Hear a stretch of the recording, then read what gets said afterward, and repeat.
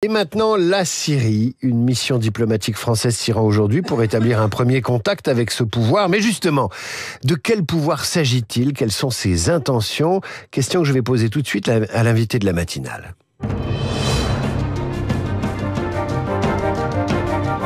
Bonjour Gilles Kepel. Bonjour. Merci d'être venu parler ce matin aux auditeurs de Radio Classique en direct. Votre dernier livre, Le bouleversement du monde après le 7 octobre, est paru en septembre dernier chez Plon.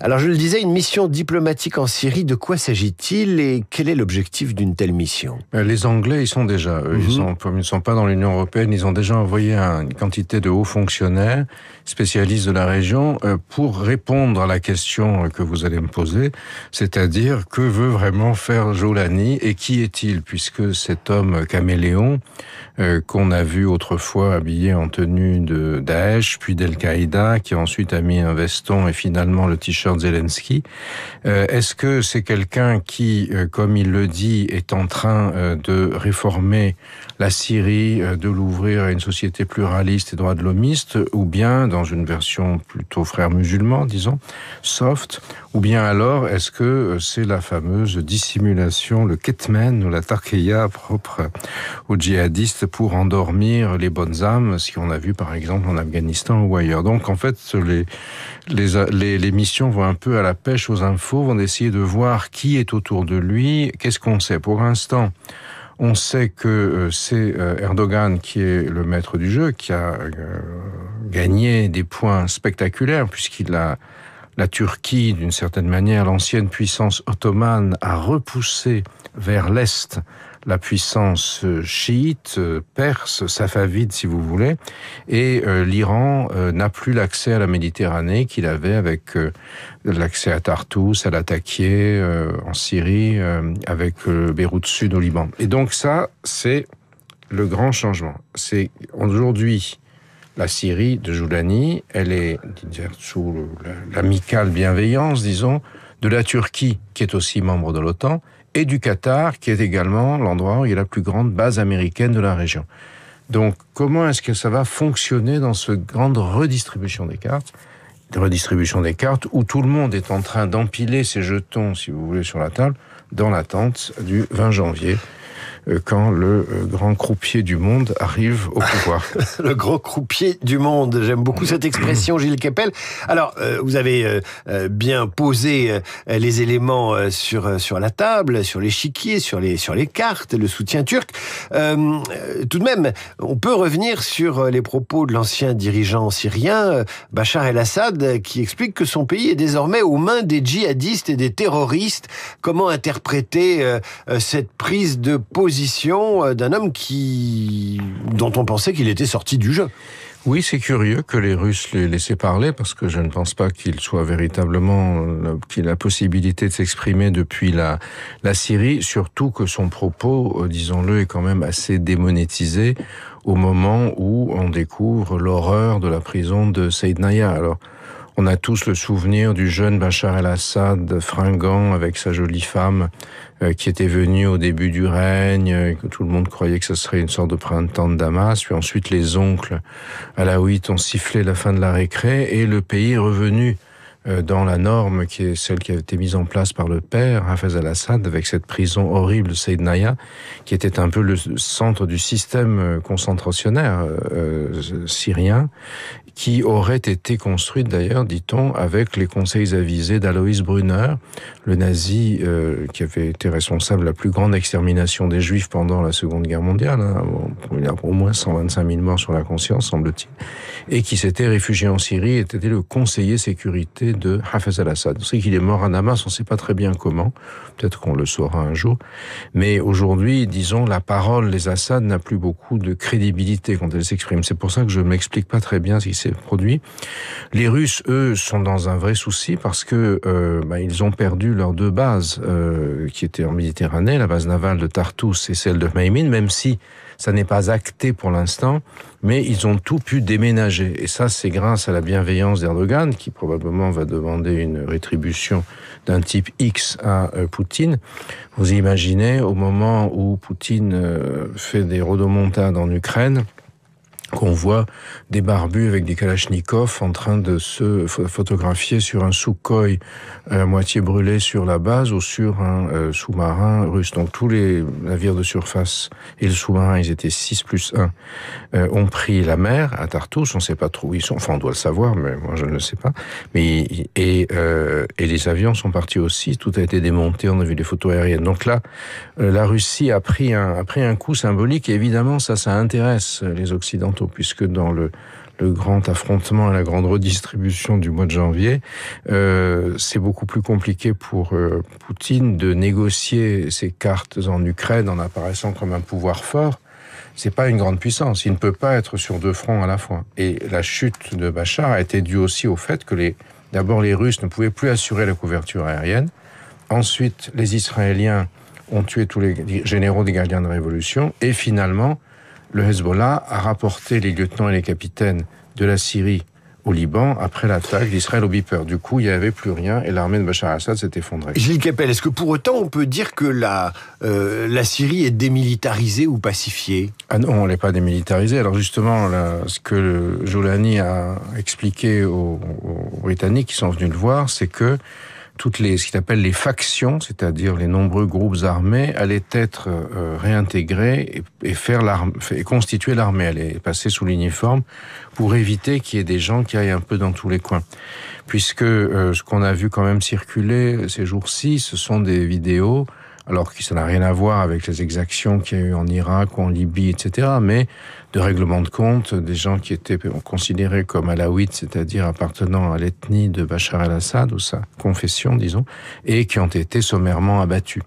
Donc tout ça, ça n'a évidemment pas fait très, très bonne impression sur les donateurs, puisqu'il faut bien se rappeler que la Syrie est totalement exsangue.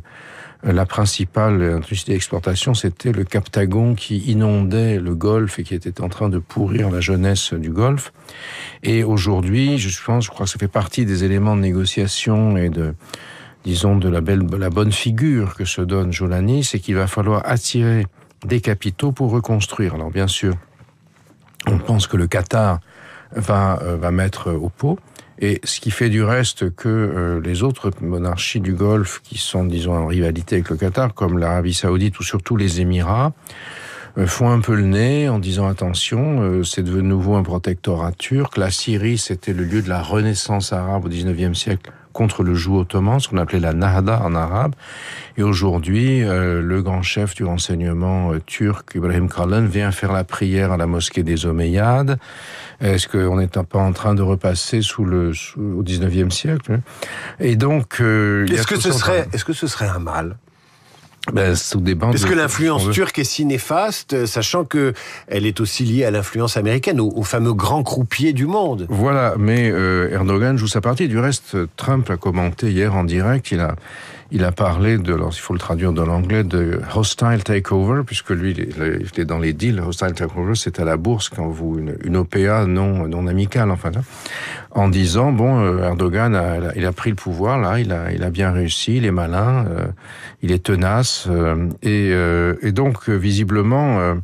Il remet Erdogan dans le jeu. Et Erdogan a d'autres cartes là-dedans. D'une part, il est présent sur la mer Noire, donc il gère aussi son mot à dire dans l'affrontement ukrainien-russe. Vous savez d'ailleurs qu'il y a eu une brigade de dronistes ukrainiens qui étaient avec les gens de Hayat Tahrir al-Sham, l'offensive, avec des drones d'observation pour repérer, parce que s'il y avait des Russes ou autres, les Ukrainiens sont toujours dans les endroits où il y a des Russes pour les embêter.